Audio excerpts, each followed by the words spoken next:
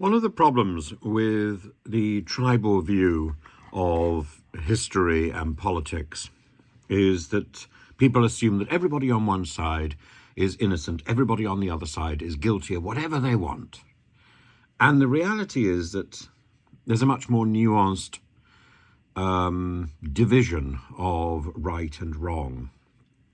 And actually, there is a right, and not everybody is on the correct side.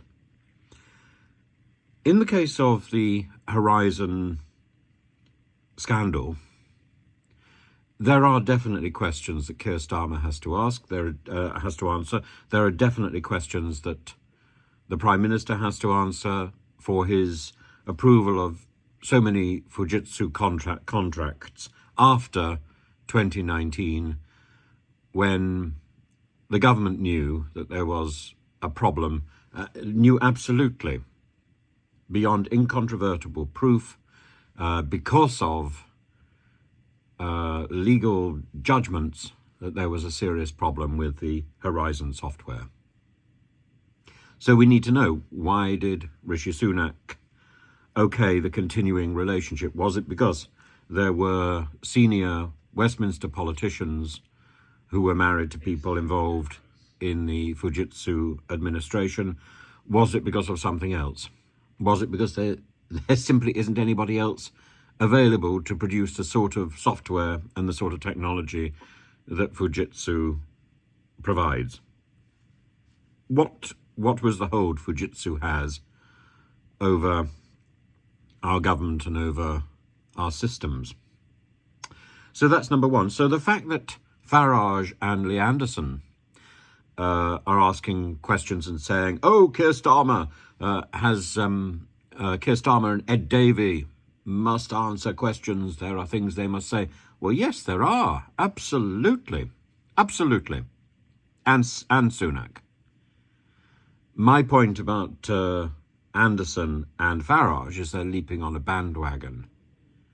They read the room and they see the way this is going and think, "Oh, gotta be there, as does Priti Patel. The person who was there, oddly, right at the beginning, or much earlier on than many, was Andrew Bridgen.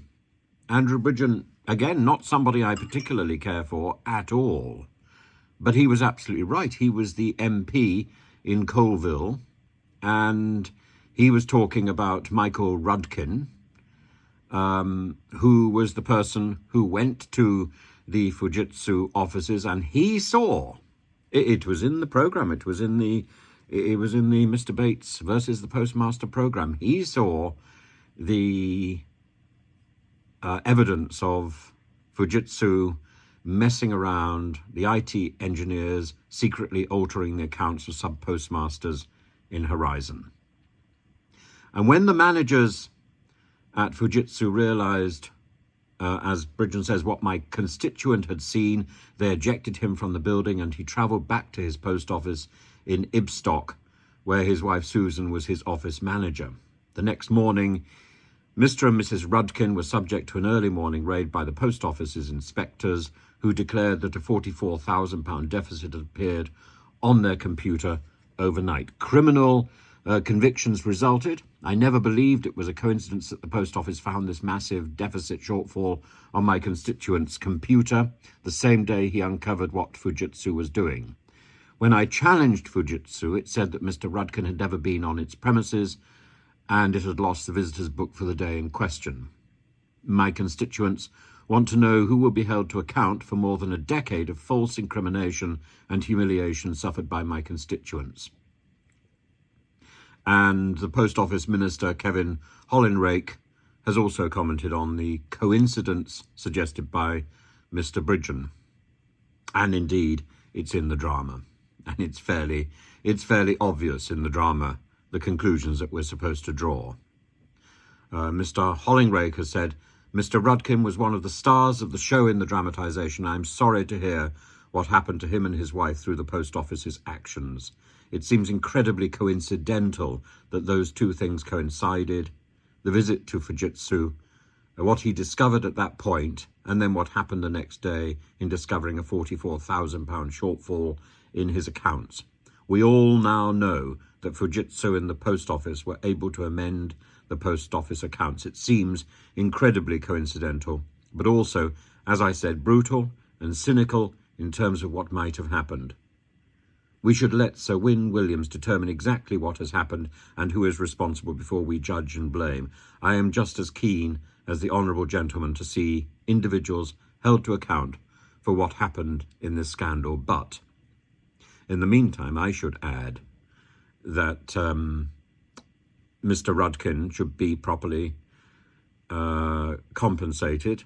The money should be returned to him and his wife, and an effort should be made to restore his good name. Whatever happens to the people who were involved in doctoring the Horizon software at that point to incriminate him. I'm sure the evidence will come out in time, and I'm sure at that point people will be jailed. There is no question. But as I say, I'm sure there will be other stories like this coming out, and this desire, this obsession with tribalism is simply childish and silly. That's why we aren't getting to the truth. That's why we aren't finding out what happened, because there's this assumption that everybody is on one side or everybody is on the other side, and all Conservatives are wrong, all Labour people are wrong, all Liberal people. It's not true.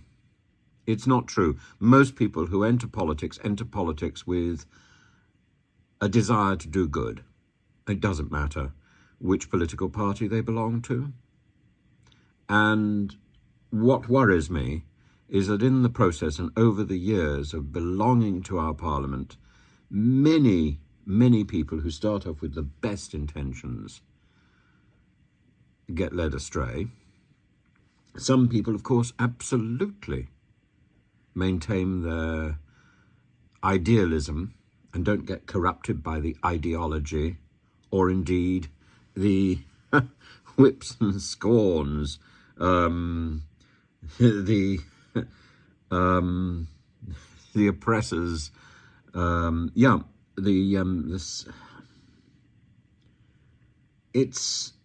It is like Hamlet, isn't it? It is like Hamlet. You don't know who to trust. So you trust your instinct, and your instinct tells you that there are people who are honourable. There really are. And they may not toe the party line. And indeed, people who are not terribly honourable may do the right thing. There is confusion. And this black and white image of reality is the image of foolishness, unfortunately. Politics is a very grey area.